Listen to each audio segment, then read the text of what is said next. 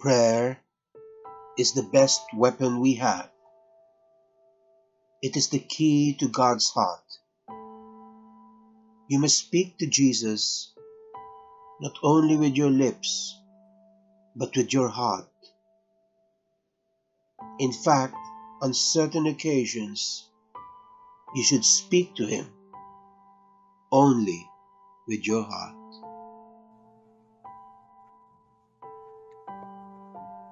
True humility of the heart is that felt and lived rather than shown. We must always humble ourselves before God, but not with that false humility which brings discouragement, generating dejection and despair. We must have a low opinion of ourselves. We must believe we are inferior to everyone else. We must not put our interests before those of others.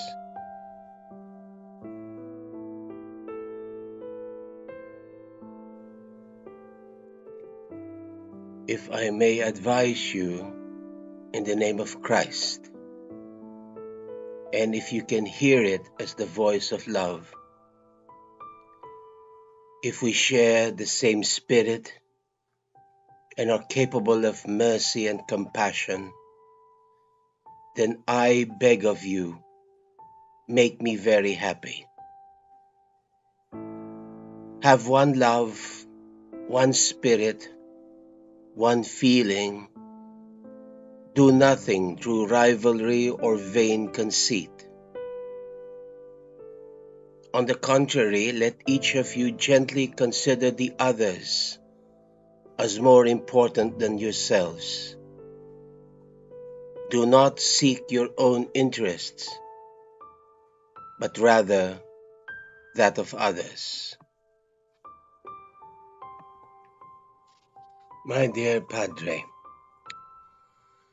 perhaps what many of us do not realize is that false humility, or the attitude of being proud in being modest, is an even greater burden on the heart than pride itself.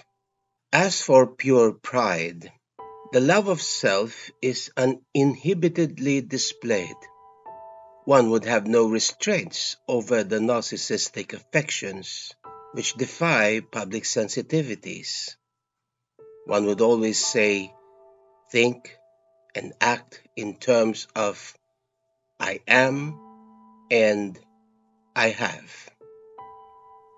False humility, on the other hand, is a premeditated exhibition of an apparent disregard for the self, while actually being otherwise. It is spiritual hypocrisy at its worst. We may all have some degree of false humility in us. How can one who truly loves his achievements agree not to receive any recognition for it? How can one who truly loves himself accept being admonished for half-hearted service for the church? How can one who truly loves her possessions realize that not a single property actually belongs and has never belonged to her? How can one who truly loves comfort and conveniences understand that what she has but does not need must be given to others?